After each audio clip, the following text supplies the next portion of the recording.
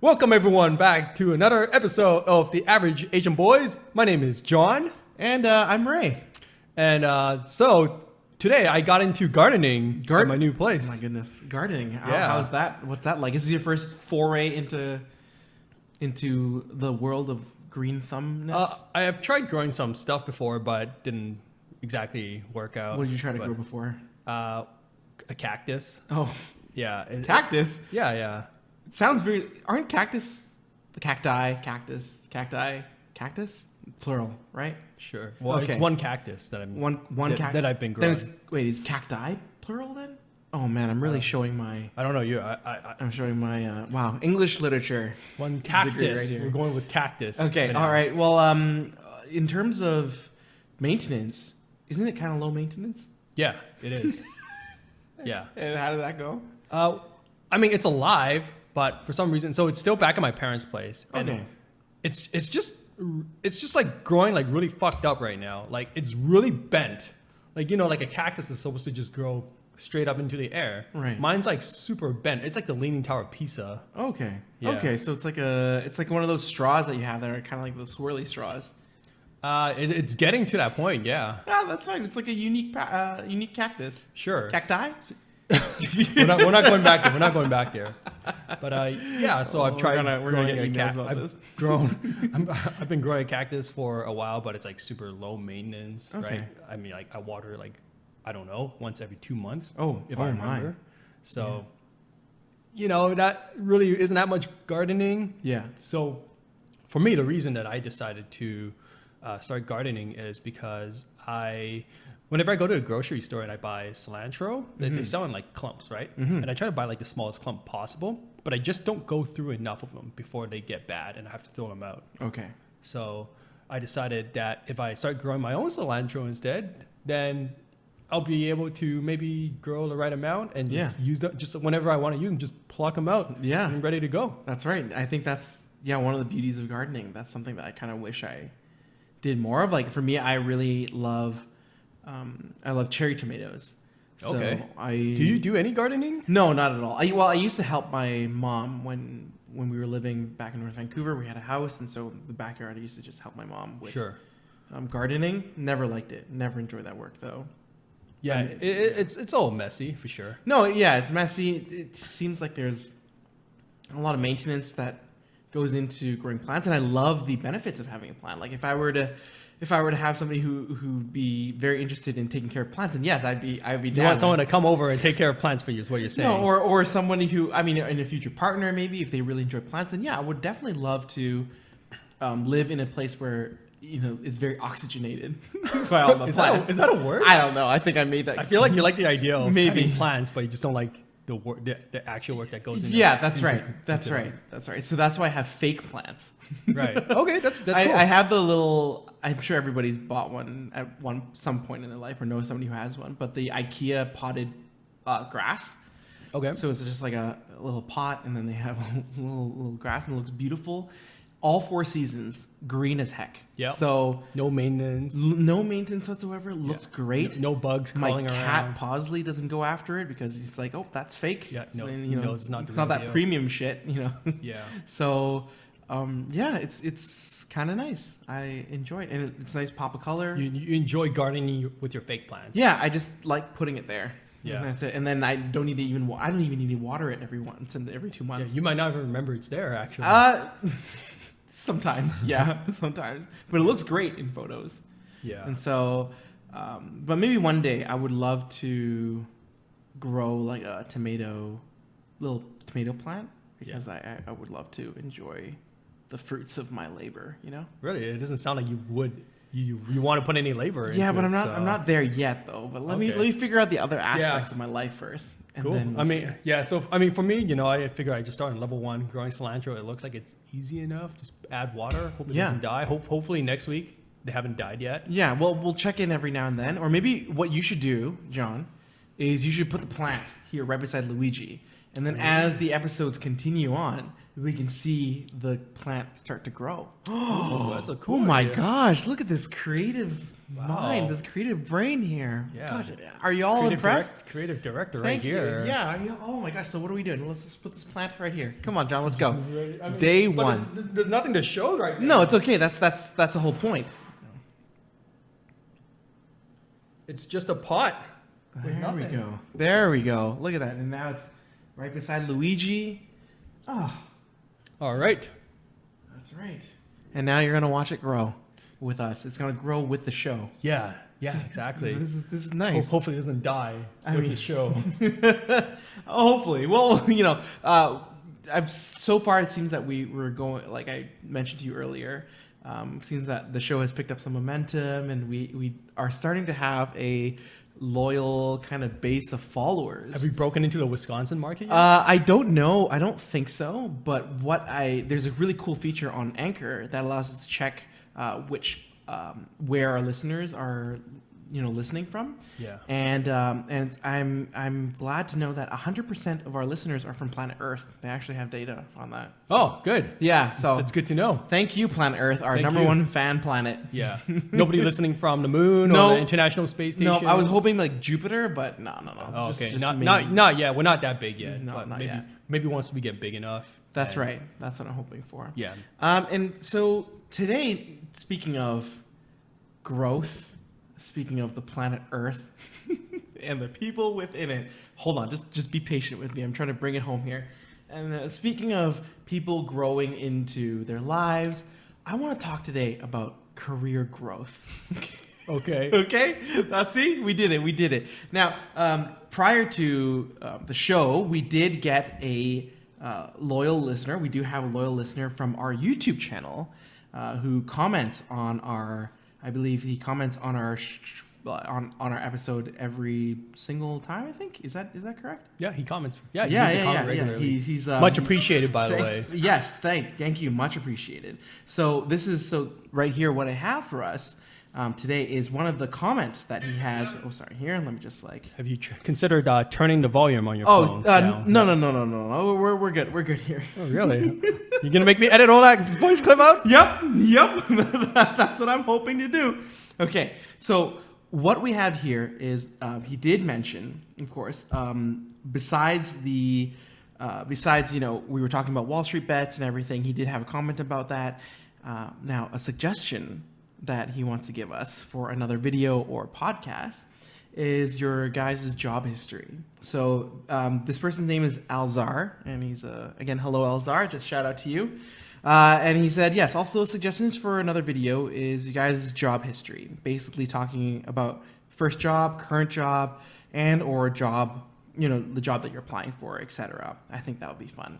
So Alzar, this episode, thanks to you, we'll be talking about our job history and our career growth. Yeah, no, that was a really good suggestion. Thank you so much for throwing that out there. Yeah, because we're on a roll with our fan content suggestions because it's not like we're running out of content to talk about. Obviously, there's still so many things to talk about, but we want to just kind of. If we weren't running out of content to talk about, we wouldn't need to bring up the fact that we're not running out of content to talk about. Yeah, obviously not. We're not running out of content to talk about. Obviously, come on. Am I gonna have to cut this out too? Fuck's sake. We're fine. We're being earnest here. This is now that we've developed a little bit of a following. I just want to be, I want to know that we are all, nothing is being undisclosed here. We're all friends here. We're trying to be a little bit more intimate. And by the way, this is water for those who are wondering. This Do you isn't hear vodka. the amount of bullshit that's spewing out of this guy's mouth right now? I'm just saying we're all one big group. It's not just us having this Yeah, just conversation. we're all one big planet. Yeah, that's right. Yeah, Within Earth. And going back to what we were talking about before, Yeah. tying it all back we're together. all one big planet. We're all one big community. All right, let's move on to the topic before we lose We're our listeners. separated into our work community. I can feel the listeners leaving as we and speak then right now. within the work community, we are growing. Yeah. Much like your cactuses or cacti. And my plant right here. Your pot of soil. Yeah. Yeah. Okay. So this is us right after graduation. This is a podcast. You're gonna have to describe what you're pointing. Yes, to. I'm pointing at your cilantro plant that has not grown yet. Yes. Okay. And that's us right now. We haven't sprouted anything yet. Okay.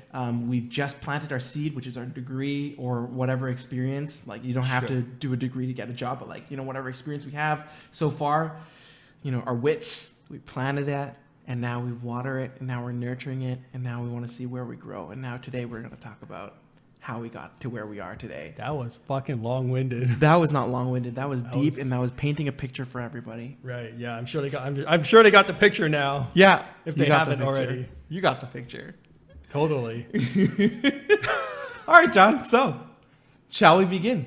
Yeah, absolutely. Yeah. Am I starting as usual? Is that what's going on? That seems to be the pattern. Oh yeah, obviously, yes. All right. Well, okay. For me, with my career history, I feel like I've always struggled with employment.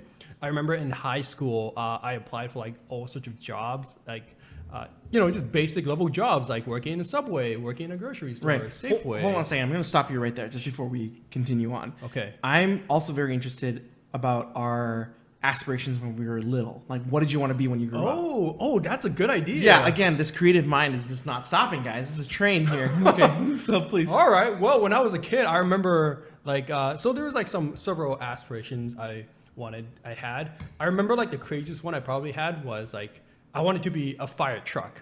Not a firefighter. I wanted to be a fire truck. Just run around going wee blow water over.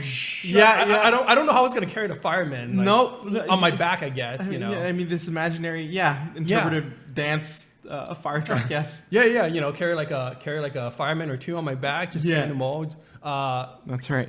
So that, anyways, quickly found out that was not possible. Not gonna be a thing. Yeah. So scrap that dream.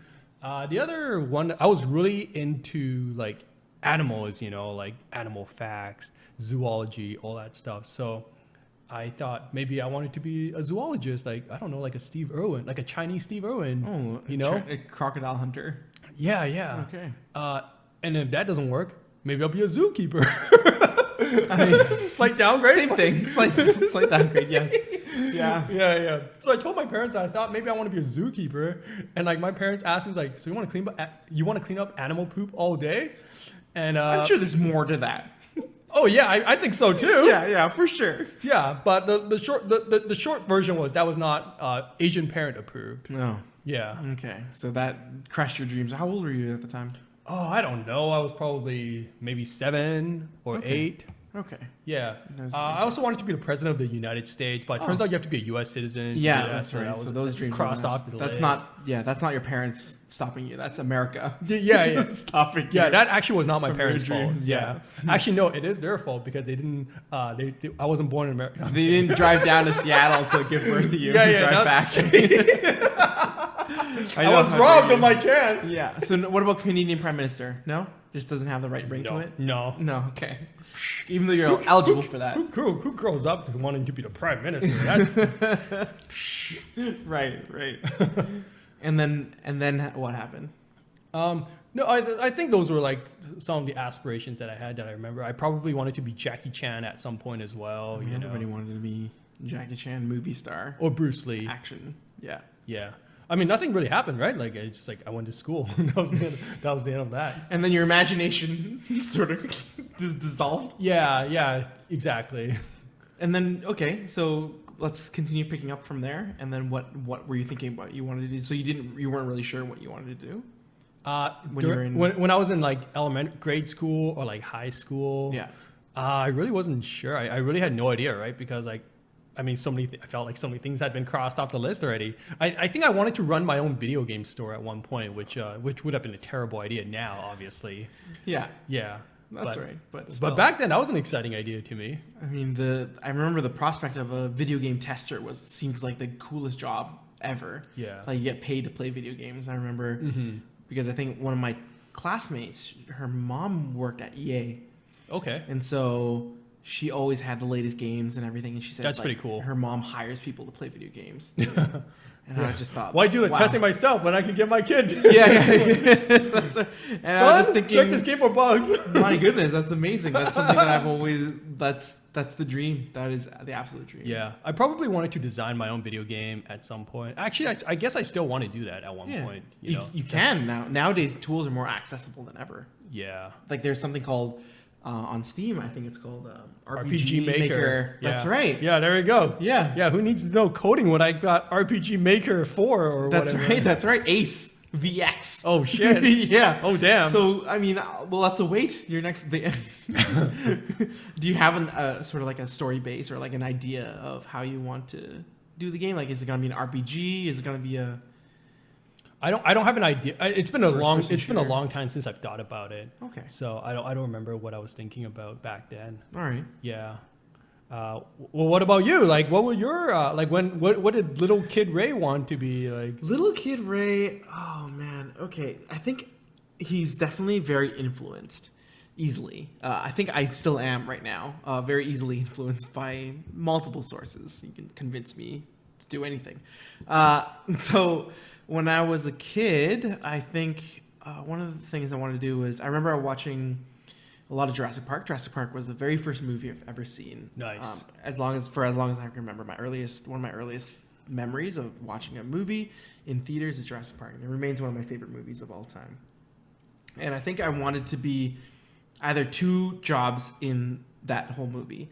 I wanted to be either Dr. Grant, the main character, played by Sam Neill, where he digs up dinosaurs and he gets to... Yeah, a paleontologist, right? Yeah, that's right. That's right. So it wasn't so much digging the dinosaurs, but more like it was so much as to saving the day in Jurassic Park and making sure everybody gets off the island safe. You just happened to be digging up dinosaurs. Yeah, it gets a little flare to attract the T-Rex, and you know. Okay. So you also want to be Indiana Jones, is what you're saying. Really, good thing that you said that, because the next thing that I watched was Indiana Jones, and I really wanted to be an archaeologist. And I thought in archaeology, this is all you do. You're still digging up things, right? Yeah, you're still saving in the day. You dig up things, but not only that, but you go through. You get to wear a cool hat. Yeah. You get to. You're gonna shoot at Nazis. Get a whip, yeah, Nazis, and then you run through booby traps and everything. Oh yeah, thought the boulder trap. The ultimate like fun times. Like the design was cool, and there's always epic music that follows you around everywhere you go. Like this is the best job ever. And so archaeology was something that I really wanted to do. Yeah, you pay a band to like play epic music, follow you along. Yeah, and play epic music. Now in terms of the unattainable, like the super hard one, the crazy ones was I wanted to be a hockey player. And so, yeah, like I wanted to be a hockey player. I think was there like a NHL superstar that influenced you? Patrick Waugh. I wanted to be a goalie. Yeah. So nice. Patrick Waugh of the Colorado Avalanche or the Montreal Canadiens. Yeah, he seemed really cool, and I just wanted to be. I didn't know, how much money they made. I didn't really cared about the concept of money that then. You don't like get into it for the money, right? No, that's right. You get into it for the pure passion of the sport. Yeah, I really do think that is the case for hockey players or like most sports players in general. That's right. Unless there's certain, I don't think anyone I don't think any professional athletes does it just for the money. I think, it's hard to say. I mean, unless you read certain columns and they're really trashing certain athletes, or some athletes they don't try as hard anymore, and you can see that they. But I mean, like at the beginning, right? I feel like. When you're a kid and you decide you want to be an athlete, you really do it because for sure. Yeah. I don't know about what happens after you get in and start making big bucks, right? Yeah, just being who knows, just being the best at what you do, and so I think back then, because we played a lot of hockey or a lot of floor hockey and joining hockey teams and everything, and it was really. Like I guess my body was big enough to block a lot of shots as a goalie, so I thought to myself like, oh man, I'm like pretty good. I'm like, let's maybe I can just be the next Patrick Waugh. I'm the best goalie. Patrick Ray. Yeah, that's me. Yeah, that's me. And I started photoshopping myself behind Patrick Waugh's mask. When you were a kid? Yeah. Wow. Yeah, it was. Did they have Photoshop back then? It was early grade 8, grade 9. So yeah. So paint, cut and paste in paint? No, it was actual Photoshop. I remember Photoshop. Yeah, using little layers and everything. Yeah. Wow, that's impressive. Yeah, and then same as you. I think in high school, I wasn't really sure what I wanted to do. There were a couple things. Actually, no, there were a couple things. One was I was thinking maybe I could be a translator because I speak 4 languages. I speak English, Cantonese, Mandarin, and French. And then, well, I'm losing a lot of these languages though since the pandemic. But so I thought that, okay, you know what? I can translate. I can do some translating work, and that'll be really cool. Like, I think that's a job that you can travel around the world with, right? Yeah, you could be ambassador too. Yeah, and I remember telling that to a guy that my mom's friend's son, a guy that I really looked up to, and I told him, this is my dream. Like, I want to translate. And he's just like, are you sure you want to spend the rest of your life repeating what people are saying? like, do you really want to be like, hey, like, your poop stinks, and then you have to translate it in another language? And I'm like, I guess not. And then there, my interpreting dreams have been crushed, just like that. Yeah, funny how that works. Yeah, but to be honest, like translating work nowadays, I see it's pretty difficult. First off. It seems very difficult. It seems because you have to translate on the fly, and you just have to. That part sounds hard. That part looks really hard. Yeah, it's really difficult. So challenging. And I remember taking a 4th-year French translations course, and there's so much that goes into it. Like layering it with like the right kind of syntax, the right words, and everything. And it's crazy. So translation, thank goodness, bullet dodged on that one because I don't think I would have been able to do it. Yeah. No, it looks like a very challenging work. Yeah. Yeah. So, okay. So then now we're at the high school phase. We're nearing graduation. We're about to go into university. What was John Liu like? Well, I mean, like high school career-wise, like we're John Liu. Like we're still talking about like jobs, career, right? Yes. Not like so much about the high school part. Yeah. So like I said earlier, I had been unsuccessful in getting any sort of job during high school. So I didn't have any work experience, and that kind of was not good for my self-confidence. But right after I've graduated high school, I was actually able to land my first job, and it was at EB Games, which is the Canadian version of GameStop. You guys might have heard about it. Right. Yeah. Right. So you're one step closer to that owning a video game store, career path. Yeah, exactly. Yeah. I'm like, well, I can like start working at a video game store before I make my own video game. Yeah. See how the distribution works, the sales part, and then figure out from there. Yeah, all that fun stuff. So you did sales, or what was the job? I mean, I work behind a counter. Right? Like I'm just in customer service. Okay. Helping people buy games that they want to get. Just like it's just a normal retail job. It paid like minimum wage. It was like $8 an hour back then.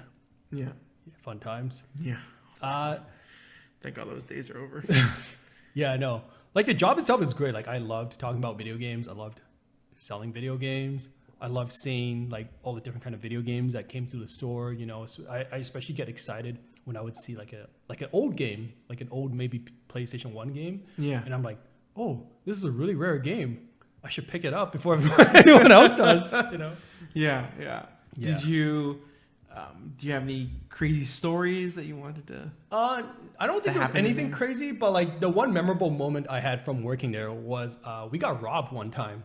And the funny thing is, I didn't know we got robbed. How? Like you were working at the time? Yeah. So it was me and another person working behind a counter. Yeah. Some dudes come in and they told me they want to get like, I don't know, some random ass game, right? Yeah. And then so I'm like, okay, I'm gonna have to go check our back room to see if we've got this obscure game that you're looking for. Yeah. So I go to the back room, and then I don't know what happens outside, but when I come out of the back room, my coworker was like, "Hey John, we just got robbed," and I'm just like, "Say what now?" So I guess like apparently like they were like running distractions, so like they distracted me by sending me to the back room, and then like my coworker was busy as well, and then so while she looked away, they reached up, grabbed a bunch of like Madden NFL 08 games or something. Like of all the games I could have jacked, I was like Madden. I'm like, are you kidding me? Like of all the games that you could have stolen, you grab some game that's gonna be worth like less than 2 cents in a year. It's dated and everything. Yeah. Oh, the football game. So they grabbed a stack of Madden. Truly games, video game connoisseurs right there. Truly culture. Yeah. Like, I remember that was like the first thing I was thinking. I'm like, you stole video games. Like, of all the games you could have stolen, you could have like picked anything else. So then we had to call like the mall security. The security guy shows up. He's asking us to describe like what the guys looked like. So I'm like, oh yeah, he was really tall, muscular. He was bald. And then the security guy was like, oh, so he looked like me. And I was like, yes. And I'm like, oh, wait a minute. Maybe I shouldn't have said that. That's fine. Muscular and bald. That's okay. That's all right. I mean, you said muscular, so. Look, I wasn't used to giving a crime report. Okay? Right. So yeah, that was one thing I remember. Okay. From working there. Wow. Any other high school jobs? No, like I didn't have any jobs during high school. This was right after I finished high school. Okay, so right after grade 12. Right after grade 12. I was so when you're 17. When you were looking, you were just did you just put out your resume out there? You said like, okay, I want to work there. I'm gonna give my resume there. Yeah. Hey, I want to work at Subway. I'll go there and like drop off a resume or something like that. Yeah. But I mean, obviously, like I just had like no experience whatsoever, and like I've talked about this on the podcast. Like my parents didn't let me do anything, so it's like I've got no life experience whatsoever. Yeah. I don't know what to put on my resume. It's like, it's like, I got A's in high school. Yeah. Did you do any volunteer work? Like I did. Yeah. But it was like I volunteered because it was like mandatory, right? Yeah. Like you need some volunteer hours to finish high school. That's right. So there was nothing like of note to talk about. Okay. Yeah.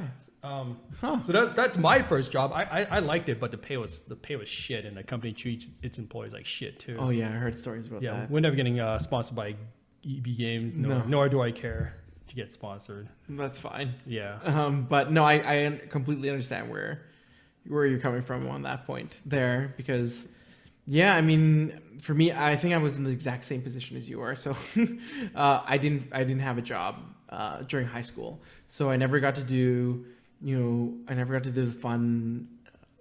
fun fast food restaurant job or the. Wait, why did you think that was fun? I mean, was that sarcasm? No, because I had a lot of friends whose one of their first jobs was working at the Great Date Place, premier dating area, McDonald's. I actually did not apply to work at McDonald's. Okay. Because I don't want like my perception of McDonald's to be ruined by working there. I'm like to me it's like this magical place where everything's perfect. Oh, that's right. All perfectly. You can take happy. girls on there on the first date. Yeah, everyone who works there is happy. That's right. Great place to take a girl out on a first date. Happy meals after all, right? Yeah. And so I thought, I thought maybe I would apply there, but the thing is that I had friends who worked at McDonald's. My mom worked at McDonald's, and she was super strict with me, and so she didn't really want me to get any job to distract myself, because what she wanted me to do was concentrate on my studies. Same thing. Okay. Same thing with the no girlfriend rule back in high school, right? Yeah, no girlfriend, no job. Yeah, no girlfriend, no job. Who needs those things? Anyways? That's right. And my week is kind of packed anyways, because the schedule that she has me running is like there's after school programs and Kumon, and then there's all the tutors. Stuff. Yeah, and so I didn't even have time for a job. So there's no income. There was just, we're spending money on doing all these things for me, but I'm not really pitching in a sense. Yeah.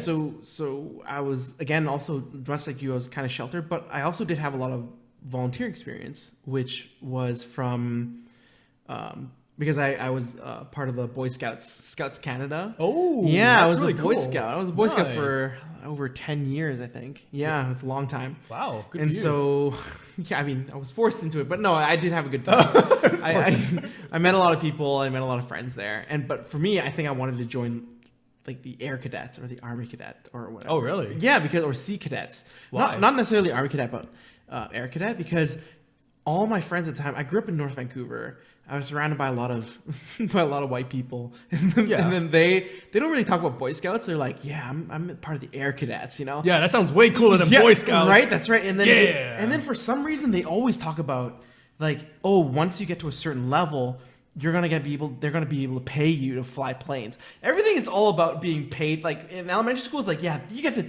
pay you to play video games. Now you're in high school, like, yeah, they're gonna pay you to fly planes. Like, of course I'm gonna be an Air Cadet. And so I told my mom, like, oh my gosh, I want to be an Air Cadet, Mom.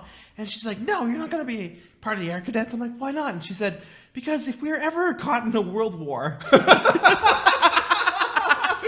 and all of Canada's pilots somehow got wrecked. Okay? You're up. Who are the next people? The little 12, 13-year-old air cadet pilots. I don't want my son going over there and fighting a war. And so, That's and hilarious. hence my air career never really took off. No Top Gun for you. No Top Gun. I was ready. I was Man. ready. To You be were ready to save the day. the next Maverick. Yeah. Danger zone, you know? Like I was ready. Like, yeah. No, terrible though. I tried Flight Simulator, crashed my plane every single time. So I was just about to thank ask you, if Mom. tried Flight Simulator. Yeah, thanks, Mom.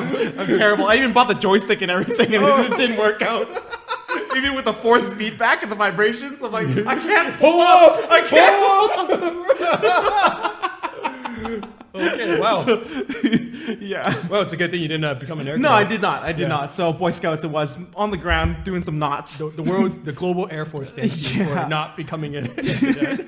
So I did a lot of volunteer work, and I also gift wrap things during Christmas. Like, you know how in the malls you bought something and then you can get a gift wrap for an obscene, like, overpriced service. Yeah, that was you? Yeah, that's me. Oh, yeah. They don't pay you to do No, that? it was all volunteering because it was Really? it was for charity. Yeah. Oh. So the money is supposed to go towards the. I'm like, what kind of child labor are they running at that mall? No. So you must be really good at wrapping presents. I haven't wrapped in a while. Now I Okay, mean, because I'm horrible. Like, I'm okay. I'm absolute dog shit. Yeah, I'm at, like, okay. wrapping Do you know what I presents. like? I like a gift bag.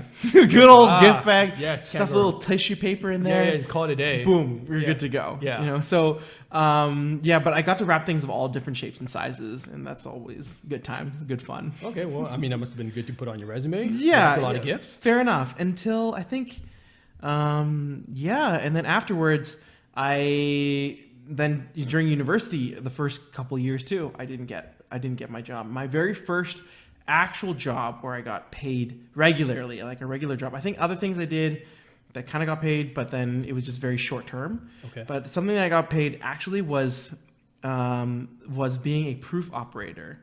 Say what now? This is yeah. So there's an unmarked brown building in the city of Vancouver back in the day, where all of BC and Yukon's bank checks from TD Bank, BMO. Oh, I Bank think of Montreal. I've heard about this because I had some friends who did this too. Yeah, in yeah, TD yeah. Bank, and then they all flew their checks into this unmarked brown building, and then on the third floor of this unmarked brown building, there's these machines that are going, and I'm one of these people who are on the machines, and I'm passing through these checks, and I'm typing on the 10 key. Yeah. And just like typing it, like, and then you just you basically compare and see if there's any errors that the bank made or the people made. Essentially, I'm typing because I need to type these amounts really quickly, and then find out if the end amount equals the sum of the checks. Right. And so. Right. Yeah. I remember you talking about this job. Yeah, that job I worked for a good 4 or 5 years. Yeah. Yeah. Oh, I didn't realize you worked there that long. Yeah, it was good pay because the base pay was $15 an hour.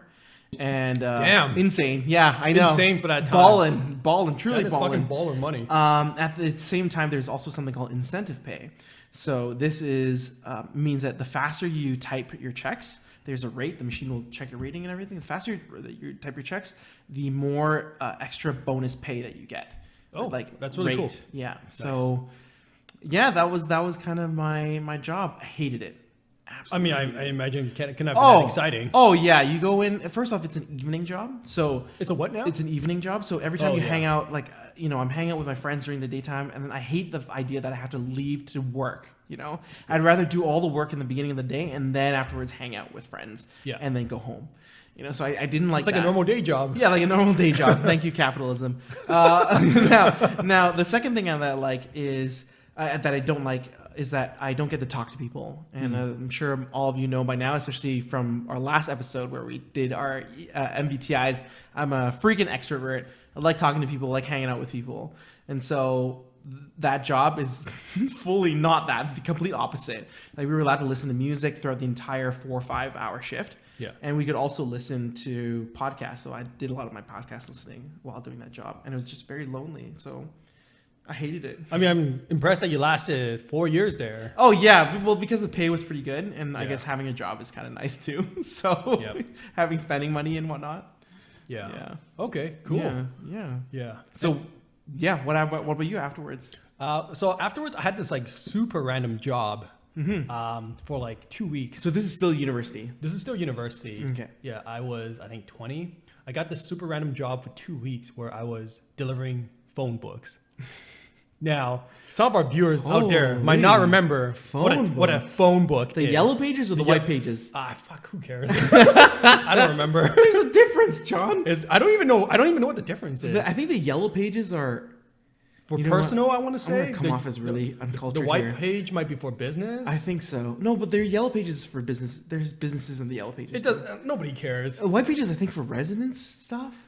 You know what? Continue, please. Yeah. So, anyways, for the viewers out there who don't know what a phone book is, it's just basically this thick ass book with all the telephone numbers of all the residents of like Greater Vancouver area, plus like the phone numbers of some businesses as well. Yeah. This was like before the days of like, stalking people on social media and all that stuff. You stalk them through the phone book? Yeah, if you want to look up somebody, you stalk them on a phone book. Oh yeah, Becky. Like I've always had a huge crush on Becky. Yeah, first name Becky, last name Smith.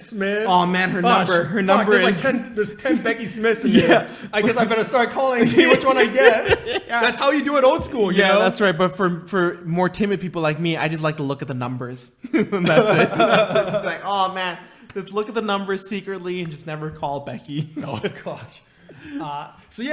Within a given day, I would deliver, I want to say 500 phone books. Okay. It was quite a workout. That's heavy though. Phone books are heavy. Yeah, it was a workout and a half. You can literally kill somebody with a phone book. I know. It's a self-defense weapon. Yeah. So how did you transport it? So we would load. So at the beginning of the day, we'd show up to like a warehouse. It's like fucking 7 o'clock in the morning, Right. And then we'd load a ton of phone books onto the back of a truck. And then throughout the day, and then we like kind of plan our routes. Like, oh yeah, we're gonna hit this area, we're gonna hit that area. Have a strategic morning meeting. And then throughout the day, we just go around town delivering all the phone books to everyone who doesn't want phone books, which is everyone. Nobody wants phone books. Let's get real. Nobody wants phone books. But you know what? It actually it wasn't that bad. Like I worked with a bunch of cool people. We had a good time. It was like a pretty, like nice socializing kind of event. Yeah. I got a good workout out of it. Like I grew forearms for the first time in my life. I could like actually see a difference after those 2 weeks. It was pretty sweet. Should have taken all those photos while you still can. Yeah, my forearms are gone now. So what year was that? 2010, I think. 2010. Yeah. Okay. For me, during that time, 2010, I was volunteering for the Olympics, Vancouver Olympics. Yeah. And so I was one of those late additions, and so I really wanted to be a greeter, but they had enough greeters. Yeah. Because the greeter gets a cool little bright. I don't know if you remember like the light blue jackets. Yeah.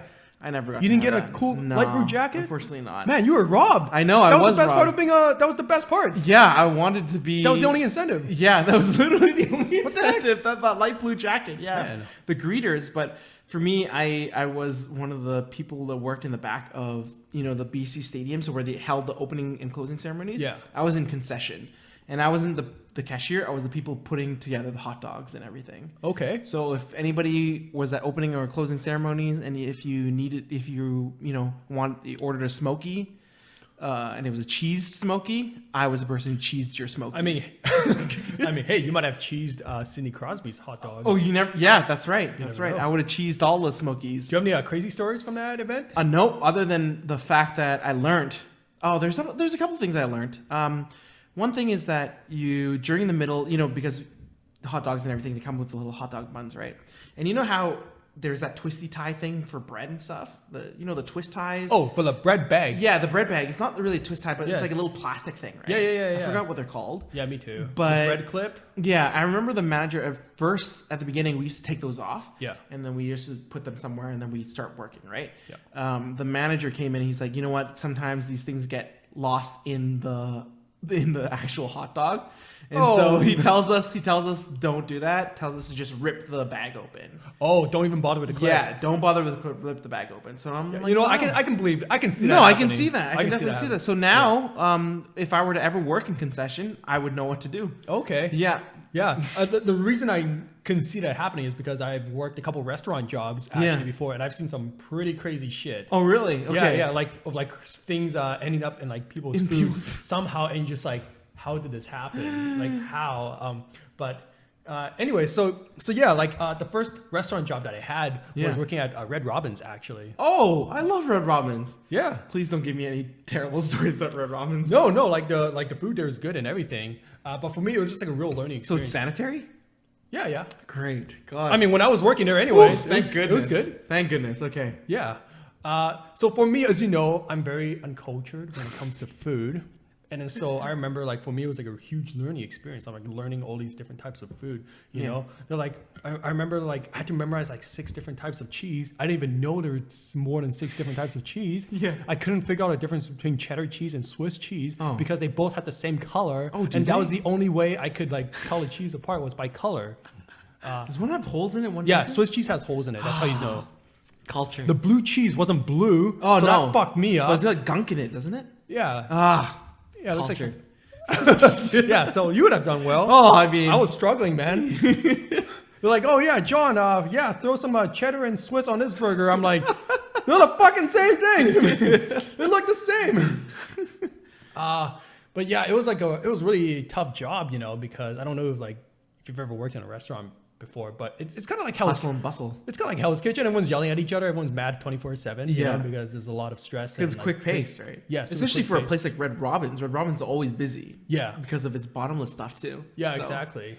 So I, you know, for me that was like a pretty big learning experience. You know, I definitely had a couple breakdowns. Oh, really? Time. Yeah, because I'm not used to working in that kind of stressful environment. So it truly is like Hell's Kitchen, Kitchen Nightmares, all the Gordon Ramsay kitchen shows where they're just like they bury their head in their arms and they just in their hands and they just like sit to the floor and like I can't do this. Yeah, fetal position. Yeah, that's right. Yeah, like that's like very believable. Like it happens. And then Gordon Ramsay comes in. He's like, "Stop the service. Okay, shut it down." Okay, that part not so much. That's what happens. We're shutting you down. that part's a little dramatic.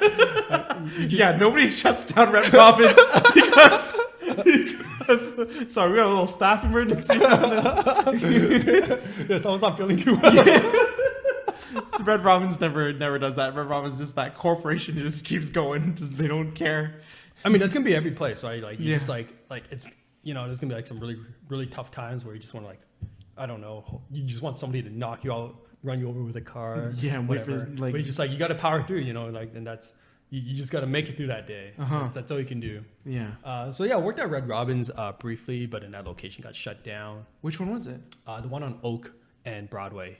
Okay. Do you remember there was a location there? No. Yeah, it's been gone for a while. Okay. So I worked there for a couple months, and then in 2011, I found myself working as a dishwasher at this other restaurant that I would end up working at for like the next 3 years. And then, you know, for me, like when I applied there, I just needed money. Yeah. You know, I'm just a simple dishwasher that made less than $10 an hour. Yeah. Just trying to earn some money. But working at that restaurant turned out to be like a very transformative experience for me. I mean, I don't really know where to begin, but I guess, like I said, I was very sheltered and I didn't know how the world works and all that stuff. And then I guess like the short version of what happened was working at that restaurant turned me into a man, you know, like that. I don't know how else to say it because how so? Well, you know, it turned me into like the bold, confident, and, you know, likable person that I am today. It really did. I mean, that whole statement itself was bold and confident. I like that. Continue, please. Oh, thank you. Yeah. You know, there was just so much stuff I learned from working there. And I remember so I started as a dishwasher there. I remember I was ready to quit after the second day, I think. Yeah. Because I think I was getting yelled at for because I was taking too long to clean the dishes. You know, I mean, granted, it was 2 a.m. and everyone just wanted to go home, so I get it. Okay, but so this isn't even during service. This is just post. Well, I mean, we had a super busy service, so we were super backed up, right? And I'm the only dishwasher there. I'm getting my ass whooped and everything. Yeah. I'm trying to clean dishes that came in 4 hours ago. Oh shit! All that stuff. So yeah, you know, you know, my supervisor was cranky. She wanted to go home. I get it, you know. But for me, like the thought of like sending out a dish that was not perfectly clean was just something that I could not. Of like, course. it was not something I would compromise in. Of course. Like I don't care if you make me the best looking steak ever. If it came in a dirty dish, I would not eat it. Yeah. You know. Yeah. And then so that was one thing that I would never compromise on. Right. Like every Strong values. like yeah, I like I don't know. It's just such a random value. No. This is good though. This is important. We need more people like you in the restaurant service. I guess so. that, I mean, that's you like know, that's something I'm always like paranoid about. You know, like when I eat at a restaurant and I'm like looking at a dish, I'm like, is this really clean? Yeah. Is this really clean? Because like I know how questionable the cleaning is when it comes to dishwashing. I don't know. It's so weird because everyone's like obsessed about making the food look good and everything, but nobody cares about if the dish is clean or not. Like actually, they don't. It blows my mind. Crazy. So like I was like the one guy who would like actually take the time to like, you know, scrub off that dirty ass cheese crust off the plate. Yeah. Blows my mind. So anyways, after like 2 days, I was thinking about quitting there because it just got yelled at for in my opinion doing the right thing. Mm-hmm. So I was pretty mad about that, but you know, it wasn't personal. I got over it and I stuck with it. Right. And eventually I worked my way up to becoming like a brunch cook, which was like, you know, a whole different challenge because again, unkosher guy here, never gone out for brunch before, doesn't even know what eggs bennies are supposed to look like. Yeah. And somehow I became like the guy who cooks all eggs bennies in that restaurant. Isn't that weird? It's crazy. Can you imagine that? Like, can you imagine? Did you go for that job or did they offer to you or what happened there? They asked me. Really? They're just like, do you want to cook? They're like, John, like, you know, seem like a very capable man. It's like, we need someone to learn how to cook eggs bennies. You want to be that guy? And like, I just ended up becoming the brunch cook. Was the pay a lot better? No, I would have been happier. No, I would have been like, I probably got more value just being a simple dishwasher, you know. But like, there's so many things that I had to learn like way more things. Come into play for brunch as a brunch chef. Like, yeah, dude, it was like super hard, right? Yeah. We would cook all of our eggs in like this big boiling pot. I'm wearing glasses, so my glasses is like fogged up. I can't see anything already. And then, you know, like we cooked our eggs in like, you know, you can cook them hard, soft, and medium. Mm-hmm. Now the thing is, when you're looking at a pot of like boiling eggs or like, I can't even remember that term. Poached. Holy shit, man, this is embarrassing. It's all when right. you're looking at a pot of poached eggs, like, can you tell if they're like cooked hard, medium, or soft? No, you can't. You're just like, holy shit, I've got like 20 eggs here. I'm supposed to like figure out somehow which one is soft and which one's not soft, you know? Yeah. It's really challenging. Or it gets sent back. I mean, the pressure of that is pretty scary for me. Yeah. Because like, it's not for yourself or anything. If you mess up, it'll get sent back. Yeah, exactly. And the thing is, like, you know, so like, if you overcook an egg, you can't reverse, you can't undo. You know? That hard egg doesn't become soft again. Nope. Yeah. No matter how hard you blow on it. Yeah, you have to redo it, like if you fuck it up. Yeah. So yeah, like very challenging. But you know, I felt like it really tested my capacity of what I was capable of. You know, I feel like because I was able to figure out how to make it through all that craziness and the stress and everything, then I became much more confident in what I was capable of, you know, because I spent my whole life, like, you know, my parents telling me I can't do this, I can't do that, I can't do that. And now I'm living in a world where I'm proving to myself that, you know, hey, I can do things. And for sure. Yeah, and it's like not, and I'm not doing like easy shit either. You know? Yeah, no, I mean, like people like lose their mind. Benny for representing a restaurant, that's crazy. That's pretty scary. Yeah, and all the food gets like inspected by like a head chef too. You know, Yeah. so I can't just like fucking send some. Oh, it's very much like Hell's Kitchen. Some random like I can't send some random stuff out, right? Or Yeah. I'm just gonna look like an idiot in front of everyone. That's right. The other big thing that I learned from working at a restaurant is how to talk to girls. Actually, like that was huge for me because you know, in that restaurant, all the servers were like very, very beautiful white females, right? Yeah. Like let me put it this way: they were so beautiful, I started liking white girls. Like that's how beautiful they were. Okay. You know, and then All so I'm working in a job where I'm forced to talk to these girls, and like I've never come close to like, you know, proximity of any any girl out there who's that good looking. Okay. So I'm just shitting my pants like the whole time. Right. Because I'm like, Stressful job. You got to worry about your poached eggs. I'm already stressed out. You gotta Like worry. I'm hoping my eggs are still poaching, you know. You My gotta- fries better not be on fire. Yeah. And now I gotta learn how to talk to this cute girl in front of me. You're right. You're right. Of You course. know? Yeah. I There's mean, I just so see the many things- struggles. There's so many things going on. I see. And like of course, like they can like, you know, I'm like they can tell I'm like, you know, sending out all this virgin energy, you know. So like they can tell, like like I have no idea what I'm doing. I feel right? stressed. They No. were very like the majority of them were actually very nice to me about it. Like, Yeah. they The know- majority. Whoa, it seems like there's some stories about. I mean, what about the minority? No, it's just like not everyone's, you know, like not everyone's gonna go out of their way, Right, of right, course, yeah. to accommodate my nervous Your wreck virgin of- energy. Yeah, my new virgin energy, you know. Wow, so that was good training. They just threw you in there, and then now you're a little bit more bold. Yeah. And I can see where the bold and confidence come from because it just allowed you were able to talk.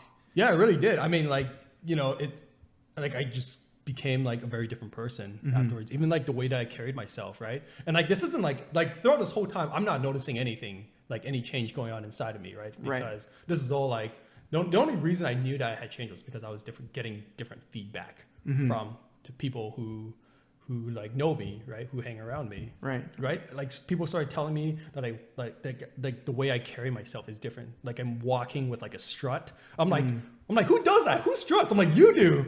I'm like, what are you talking about? I don't That's the strut. strut of a confident person. I guess so. And like that's like the comment that I hear, like I strut, or like I'm walking around like I'm the king of campus. Oh, You know? okay. I'm like, wow, that guy sounds like an asshole. I'm Boy, like, that's, teach me. That's you, John. That's I would you. love to walk And with I'm a like, strut. I'm like, what are you talking about? I would I would never love do to- that. I'm like my parents are always telling me to like, cause like I used to always like walk with like my head hanging, just looking on the ground, right? Yeah. And my parents are always telling me to like stand up more straight, you know? Yeah, that's, because I get that a lot. virgin energy. I got you know.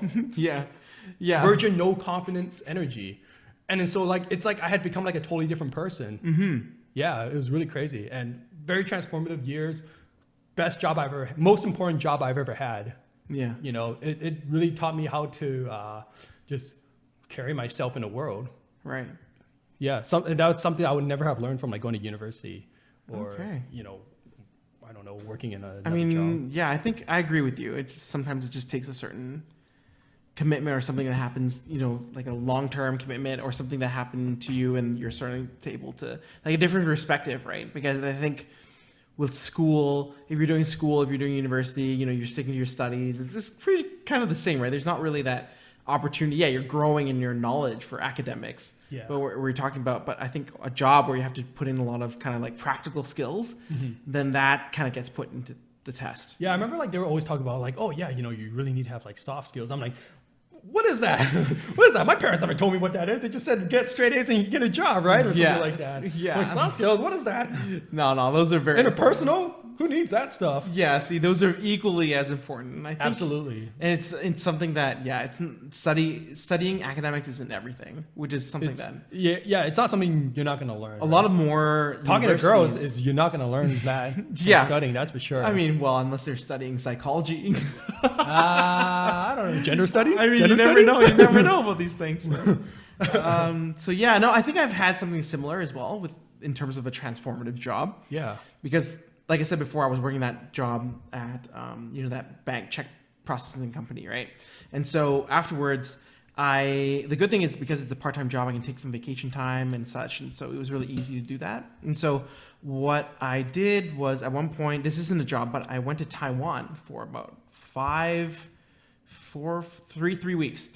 Yeah, I remember that. trip. Yeah, it was kind of like a study tour, like almost exchange. And so a lot of different people from around the world, they go to Taiwan and they experience what Taiwan is all about and learn the culture there. And it's great.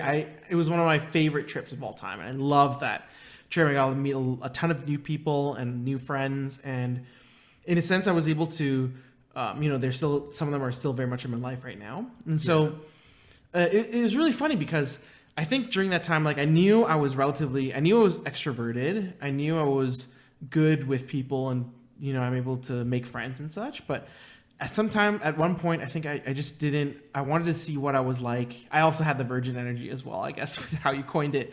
But I wanted to see what I was like, in a completely new environment. And so I decided for myself, what if I change my personality? Because nobody knows me except my cousin. My cousin went with me. Yeah. Nobody knows me at all. So if I change my personality to be more quote unquote cool for these 3 weeks, maybe. Is that something that you can just change? It's like, I I decided I just want to be cool. That's what I thought at the time. Okay. And so I went there, it was the first day and I thought, yeah, I'm going to be a little cooler. And I think I held up for about like a good 5 minutes before I reverted back to my original self. What do you think it meant to be I don't know. More stoic? I don't know. I don't know. A man, a few words. I'm gonna say no to these bubble teas. I'm gonna say no. Fucking give me those bubble teas right now. Yeah. Let's go. Yeah, just maybe a little Man, bit more. a few words. Get the fuck out of here. Get the fuck out of here. I'm gonna sit still and meditate for like 2 hours. Yeah, or maybe just give people maybe look into people's eyes a little bit more. I don't know, deeply. I don't know. I feel like you do that already. I don't know. Oh, do I? Oh, do I? Oh, I feel like okay. I feel like you've got the eye contact thing going on. I guess so, but I don't know. I thought I'm trying to figure out what it meant to be cool, right? But I couldn't do it, so I ended up being myself. Sure.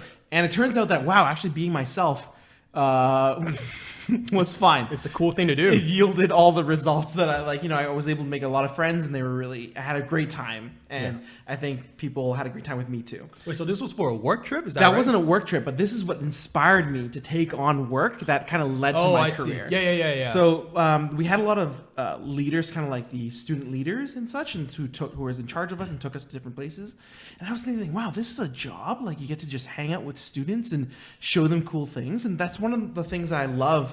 One of my favorite feelings in the world is knowing that something is really, really cool, or like knowing that there's something that's really cool, and then experiencing, and then finding somebody who's never experienced it, and then show them the thing that you're really excited about, and then watch them be excited about it too. That is really cool. Like, that's one of my favorite feelings in the world. Yeah. And so I thought, wow, like, what about, so I quickly looked into our university and see, like, okay, are there any jobs where I can take people to see cool things in Vancouver, and they're just coming here for the summer or something? Yeah. And turns out there was, and it was like a monitor job residence advisor. You live in the residence advisor, and then there's a bunch of students from Quebec. It's called the Explore program. They would come over here to Vancouver to learn English, and then in the off time, you're going to be with them, show them around the city. Oh, that's really cool. So that's how this all got started. Yeah. And I loved that job. Like, that was my first time moving out of my home. So this is my independence there. Yeah. Was living out my first time in residence, and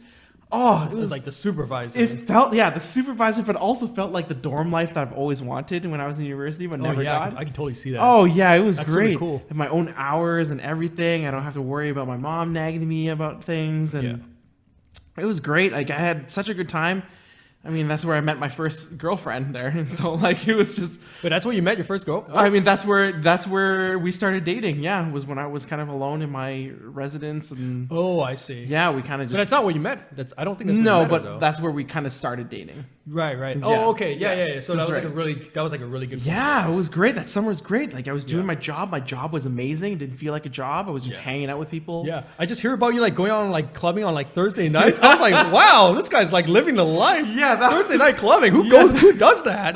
Yeah, that's right. You get deals on things. You take them to Whistler. You take them to Victoria. You take them to other places. Yeah. And then later on during the summer, I just participated in various programs run by the university to do different summer programs and to live in that dormitory life. Summer with high school students, which I had a lot of fun with as well. At first I thought, oh man, before I had 19-year-old and adults, like they were from 19 to however old you are can join that program. Yeah. This one here would be only international high school students, so minors who are going to learn about living university life. And I just thought, ooh, it might not be as fun.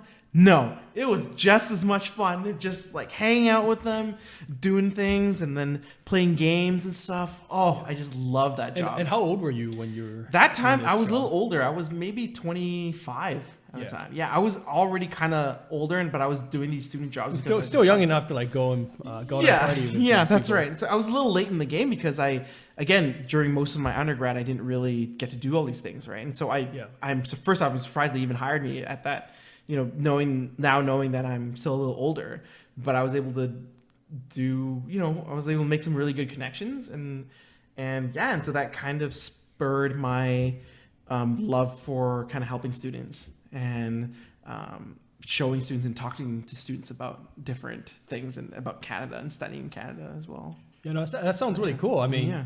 sounds like you would have made a really good tour guide. That's what I got out of it. Oh boy, those are good times. But I think tour guides, I think it's better I kind of like it with students, mainly because if everybody's around the same age group, you can kind of, there's a couple more things you can do, and it can be a little bit more you can relate more with them too. Yeah, That's for sure. thing. Even though as an old-ish person that I am today. I remember when I would go traveling in Europe, right? We would have like these pub crawls, and then there's these people who like take us around to all the bars with like throughout the city. Yeah. Like till like 4 in the morning. And I was like, holy shit, this is your job to like wrangle like 20 people and like make sure like we all get to like the bar like in one piece? Yeah. Like that sounds so cool. What a great job. What a great job. Yeah, that's right. Yeah. So what about so now you're working at the restaurant afterwards, what kind of put you into kind of where you are now? What, unemployed? I didn't want to say it, John. I didn't want to say it, but I mean the current career path that you're considering. Yes. Yeah. I mean, for me, like after working in a restaurant, right? Like I was still just as like lost and confused with regards to like the direction of my career path, because like nobody wants to be very few people want to be like a cook for the rest of their life, right? Okay. And I think obviously I learned like a ton of important skills working in a restaurant, but it's like when people are looking to hire you, most of the time they see that you've worked in a restaurant, it's not that impressive, right? It doesn't feel like that many skills, transferable skills, I guess. So for me, I kind of like worked a bunch of random jobs for like a while. Yeah. Just trying to really build up some experience and Right. skills that I could put on my resume. Yeah. So I worked some really random jobs. There was this job that I found on Craigslist where my job was to literally I was working for this very wealthy individual. Mm-hmm. My job was to like basically count how much money she had. I remember you telling me this a long time ago. Yeah. What a great job counting money. That was I'm like, this is a thing. You have so much wealth. You need to hire me to like figure out how wealthy you are. Cash? I'm like, really? Straight up cash? No, I'm not like her like figuring out how much her like assets. Or Okay. Okay. So I'm not counting. It's not like counting I don't know. dollars. For when you said count how much money she had, I thought just like you're in a that's room. And then that's like the simple way of putting it. you have a counting machine, or if the counting machine's not working, Yeah. you'll just like placing hundreds and 10 groups of 10. Just that's what I thought it would be like. Yeah, so it was like just like a super random job. She was great. Like she was awesome. She paid me like really well. Yeah. And I remember like she told me the only reason I got that job was because I was the first person to like respond. Really? Yeah. So it's not Because like there were so many people who wanted that job apparently. I'm like, who else is going after this? You were like, lightning quick on it. Who else is desperate like me? Lots of people out there apparently. Lots of people out there. No, for tons sure. of people. Yeah. Yeah, literally. Like I just got lucky. Yeah. And then I also ended up working at this other random job at a startup company where I was supposed to be like a bookkeeping assistant. But when you work in a startup company, you're not just what your role is. You end up doing like everything. So many hats. Yeah. Yeah. So I like ended up doing a bunch of really random stuff. Like I cleaned the office. I went to Costco for toilet paper runs. I threw out the garbage. Just about to like I'm running around town delivering random shit to random people. Yeah. Just all sorts of random stuff. Uh-huh. Wow. But still, it's still kind of, you're still doing numbers a little bit. I mean, your bookkeeping parts. Yeah. So you're still doing numbers, and it's still kind of. Yeah. So you're using your degree somewhat.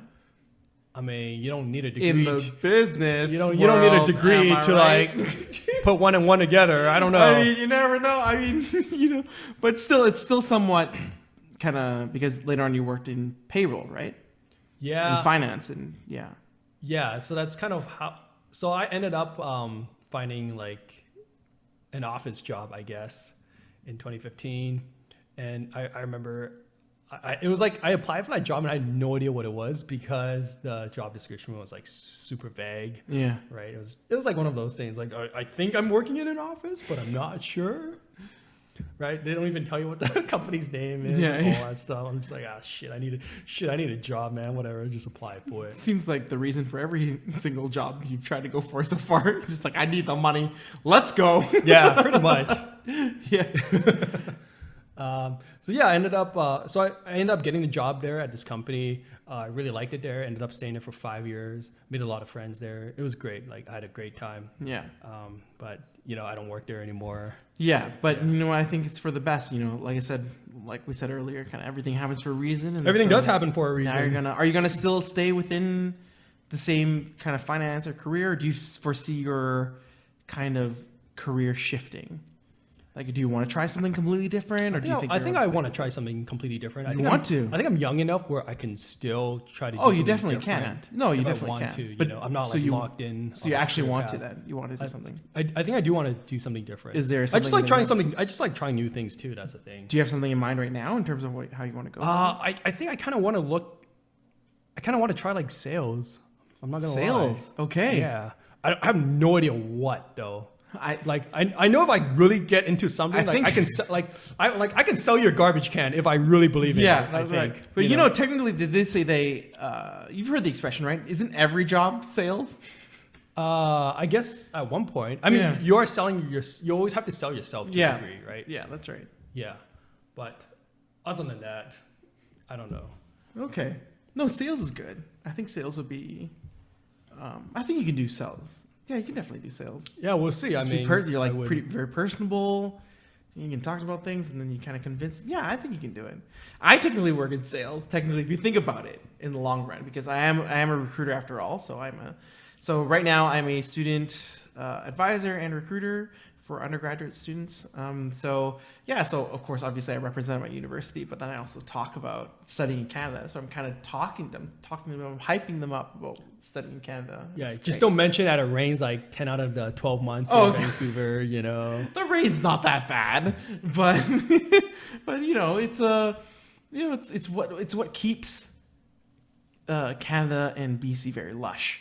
With all the greens everywhere and is that what you tell them? That's what that's a great sales. That's a great. This sales is the truth. Excuse me. That's a great sales pitch. Excuse me. This is the. What do you truth. think all our renewable energy comes from? Yeah. Where do you think all of our powers our hydroelectric? Where do you think all our why do you think our lungs are so fresh right now? It's because of all the green, luscious oxygen that we're breathing. Because we're getting. Man, you're selling me BC. Wow. Yeah, BC is so oxygenated. This sounds like a great place to live. That's right, and we live in here right now. Look at that. I felt that thing grew a little just because based on our talk of BC and its freshness, right? Yes, that's how it works. Where I am today, I'm really happy with my job. So yeah, no, I'm really glad to hear that. Thanks. That's great, and I can tell you're like really into your job. Yeah. I mean, it's a job that I get to like talk to students still, but obviously in a more professional capacity. Before. I did like those times when in my younger days where, talking to students meant, just doing a lot of memes, but now obviously now I'm in a more professional. Gotta pull back on the memes. I am over 30 now. So, I do need to pull back on some memes, but then at first let's come up with a more professional client facing mode here. Yeah. And for me, I'm at a very interesting point of my life. Yeah. A crossroad, if I may. Yeah. I think this is a great time because right now you're okay for now in terms of your, finance and everything. So that's fine. We can still afford this place. Don't worry. Yeah, that's right. That's right. We can still afford this podcasting place. Yeah. So I think right now it's a perfect time to just kind of explore what you like and what you kind of want to do and things that you enjoy doing, and then seeing if there's a career that can kind of be aligned with your passions and your values. Yeah, hopefully. You get a pick now. You're not kind of shackled by the reins of... Yeah. And that career is podcasting, obviously. We're doing it. We're doing it already. We are doing it already. Yeah. Thanks to viewers like you. That's right. One last question before we go, actually, because I realize that we are coming up in the hour. Will you still work in an office environment? Do you enjoy that kind of office environment? Or do you like working sort of in a different kind of space? I'm not sure because I've worked in an office for the last 5 years. So it's going to be weird for me to not work in an office. Yeah. feel I just don't know. Okay. Yeah. No, I'm interested in seeing where everything goes. Yeah, it's a big world out there. Yeah, that's right. That's right. It's a big world. And do you know what? Within this world, 100% of our listeners are from this world. Yes, we've we've noted that. Yeah, that's right. And just to segue that, if you want to make our world a little bit bigger, do subscribe to our We're gonna lose subscribers after that. Average Asian Boys podcast. If you want to expand our telecommunications world, email us at aaboyspodcast@gmail.com. If you want to expand the horizons of the podcast, hopefully, tell your friends. Also, leave us a 5-star review on the Apple iTunes, and of course, Google Podcasts, Spotify, as well as YouTube. We are all there, so feel free to comment and like and subscribe. Really. And once again, thank you to our subscriber Alzar Yes. for coming up with this great topic today. That's right. This was a lot of fun to talk about. Yeah, and I guess next week I'm not sure if we have another guest sort of fan content suggestion, but Okay, but I think it'll guest be a pretty and good one. fan is like Guest, a lot different. You know what? When you say guest, people think there's gonna be like another. I feel like person. everybody is our guest right here when we're in a podcast, because you're technically right here. I feel like you're sitting right beside us. I don't think that's how it works. As we are having this conversation. I don't think that's what it I means. feel like you can just whisper into your little mic right now, and I swear I'll be able to hear you right now. If you whisper into your little earbuds. Mic. And that's it for today's episode. Thank you, everyone. Thank you very much for coming out. Don't worry, Bye. I got you. I'll see you soon. Okay, bye.